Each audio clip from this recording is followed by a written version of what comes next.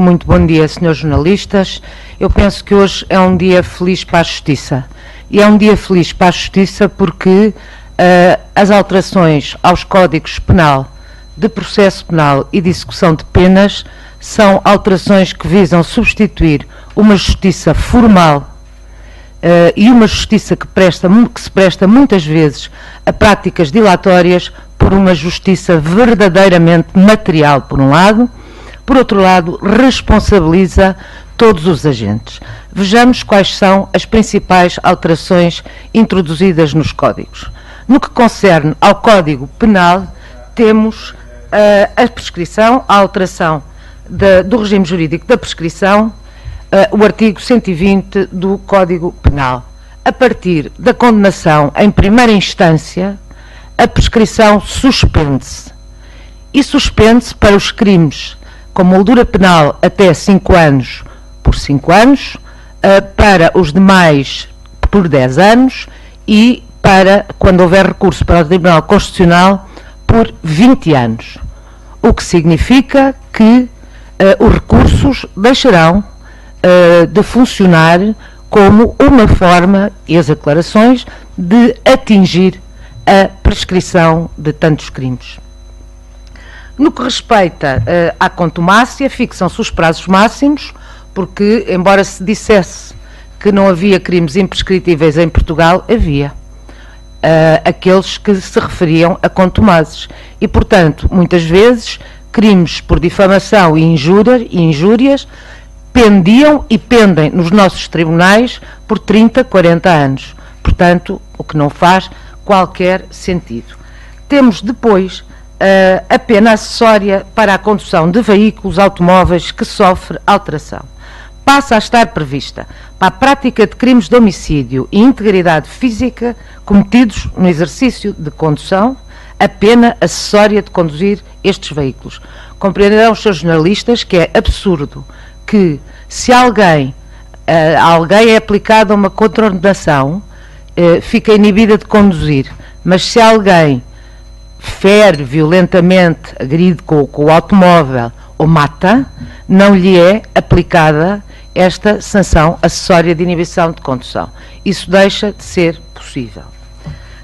Há ainda a questão dos furtos de valor diminuto em estabelecimentos comerciais. Esta questão também foi uma questão bastante discutida. Eu quero dizer-lhe que isto é aquilo a que os brasileiros chamam os furtos famélicos e representam 5% dos furtos ocorridos, por exemplo, na grande distribuição. O que é que isto visa em concreto? Quando alguém furta um bem de primeira necessidade, tem que ser um bem de primeira necessidade, esse bem é recuperado ou o prejuízo é reparado, se alguém quiser fazer funcionar a máquina judicial, mesmo não tendo prejuízo, pois então tem que pagar uma taxa de justiça. Isto é, o crime passa a ter natureza particular. Não estamos a falar das situações em que se furta, como é a maioria dos casos, um bem para um cosmético ou álcool, que são sobretudo os furtos que ocorrem na grande distribuição, mas sim bens de primeira necessidade que são recuperados ou cujo prejuízo é reparado. Temos também o furto qualificado. O furto qualificado passa a incluir aquelas situações em que há furto de metais, concretamente o cobre, e dos quais resulte prejuízo para o fornecimento de bens essenciais. O furto de cobre muitas vezes deixa populações sem comunicações, com cortes de eletricidade, com grande prejuízo, sobretudo no interior do país. E, portanto, passa a ser qualificado como furto, estas situações passam a ser qualificadas como furto qualificado. Também o crime de resistência e coação sobre funcionário sofre uma alteração da moldura penal no seu limite mínimo, que passa de 1 mês para 1 ano. Temos também o crime de falsas declarações. Temos o alargamento da punição das falsas declarações sempre que estas sejam prestadas a funcionários públicos e se destinem a produzir efeitos jurídicos. Ou seja, se alguém mente sobre a sua verdadeira identidade, visando produzir efeitos jurídicos óbvios, está, o que não estava, incriminado a partir de agora. No que respeita ao Código de Processo Penal, temos aqui bastas alterações. Em primeiro lugar, no que respeita às medidas de coação, vamos voltar a um regime que já tivemos, em boa verdade, que já tivemos e que provou funcionar bem. Isto é, o juiz pode aplicar uma medida diversa daquela que lhe é proposta pelo Ministério Público, ainda mais grave quanto à sua natureza, quando houver fundamento no perigo de fuga e na perturbação da ordem e da tranquilidade pública. Nos demais casos, é o Ministério que determina, que propõe a aplicação da medida de coação. Porquê nestes casos? Porque o Ministério é o titular da ação penal. Portanto, cumpre-lhe propor medidas de coação para assegurar a segurança de todo o inquérito, das investigações. Quando se trata do juiz das liberdades, isto é, o juiz da instrução, o juiz das liberdades não é só o juiz das liberdades do arguidor do réu, é também o juiz das liberdades dos demais cidadãos. E, portanto, quando há perigo de fuga, por exemplo, é evidente que estão em causa também direitos dos cidadãos. E é isso que importa preservar e é isso que permite esta alteração, ou que fundamenta. As declarações prestadas pelo arguido em fases anteriores ao julgamento passam a poder ser valoradas em julgamento. Todos sabíamos que muitas vezes os suspeitos arguidos confessavam e depois essas declarações não podiam ser utilizadas nos julgamentos. Isto é acompanhado do reforço de garantias dos arguidos. Ou seja, ele tem que ser advertido que essas declarações podem ser valoradas em julgamento, têm que ser prestadas perante o seu advogado, tem sempre que estar assistido por advogado e, portanto, não há diminuição de garantias. Isto é, ao contrário, passa a exigir-se a presença do advogado em fases do processo em que isso muitas vezes não acontecia. Porquê? Porque quem era, permita uma expressão, experimentado nestas matérias, fazia uma espécie de confissões e, sabendo que não podiam ser valoradas em julgamento, e a investigação, de alguma forma, confortava-se com aquelas declarações que depois não eram suscetíveis de ser usadas. A leitura em julgamento das declarações de testemunhas em fases prestadas de testemunhas prestadas em fases anteriores, o regime também é alterado. São permitidas desde que tenham sido prestadas perante a autoridade judiciária, para avivar a memória, ou em caso de discrepância com as prestadas em audiência, como é evidente. Também são permitidas quando prestadas perante a autoridade judiciária, quando não tenham podido comparecer por falecimento, anomalia psíquica superveniente, impossibilidade duradoura, esclarecendo-se que a impossibilidade duradoura pode derivar de não se conseguir a sua notificação para julgamento, o que muitas vezes sucede.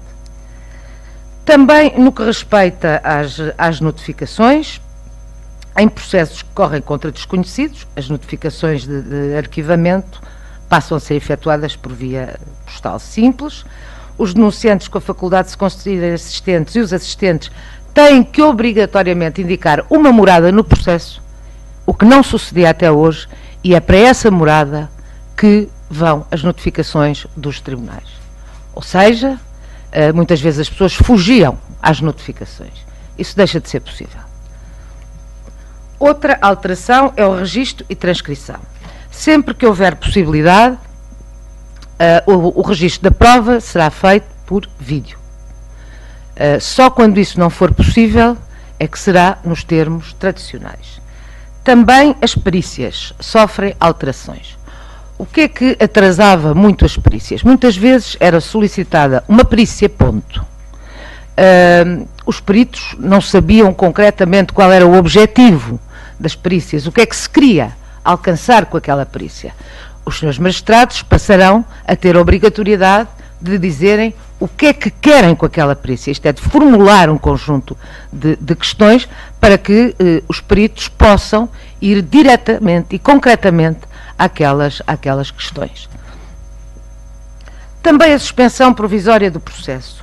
Restringe-se o âmbito da suspensão provisória do processo, determinando-se que esta não é possível sempre que estiver em causa a prática de crime doloso para o qual esteja legalmente prevista a pena acessória da inibição de conduzir veículos com motor.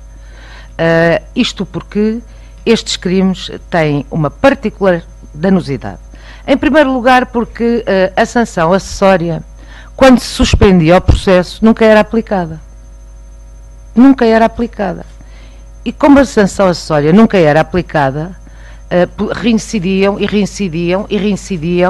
e muitas vezes destas situações resultava a morte das pessoas ou lesões irreversíveis.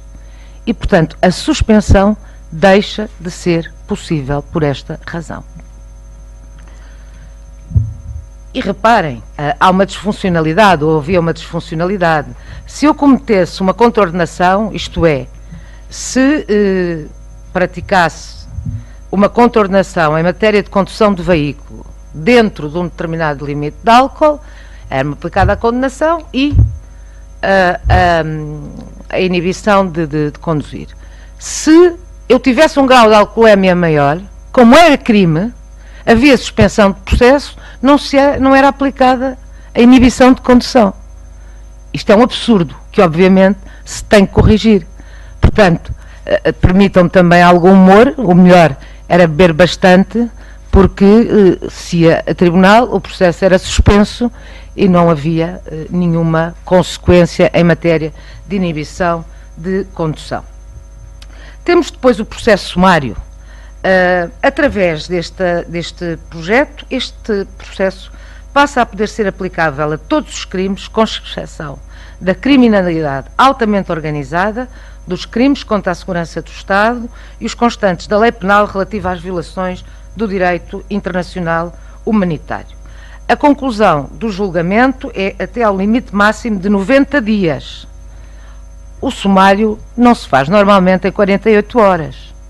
É até ao limite máximo de 90 dias, no caso de crimes com pena não superior a 5 anos, e 120 para os outros casos. Por outro lado, e para não tornar possível a passagem para o processo comum, com frequência, o que se faz é que as perícias são, ou melhor, têm caráter urgente, passam a ter caráter urgente. O arguido tem sempre direito de defesa, tem sempre um direito de 15 dias a que acrescem depois os fins de semana, portanto, acabam por ser 20 dias, e tem o direito de pedir perícias. E só é julgado quando a perícia estiver concluída, sendo, como já tive a oportunidade de expor, as perícias passam a ter caráter urgente no âmbito dos processos sumários. Por outro lado, quanto aos recursos, uniformiza-se o prazo de interposição de recurso e clarifica-se a admissibilidade dos recursos interpostos de decisões de relação proferidas em sede de recurso. Havia jurisprudência contraditória sobre esta matéria e aquilo que acaba por acontecer com este projeto é uniformizar esta jurisprudência. Quanto à execução de penas, permite e regula-se a possibilidade de, no caso dos cidadãos estrangeiros e com funções de ressocialização, como compreendem, enquanto os cidadãos nacionais têm a sua família e, portanto, têm mais possibilidades de ressocialização, a verdade é que os estrangeiros não têm visitas, não têm a possibilidade de ser acompanhados pelas suas famílias, etc. E, portanto, permite-se, sob parecer favorável do diretor, do estabelecimento, do juiz, permite-se a antecipação da pena acessória de expulsão.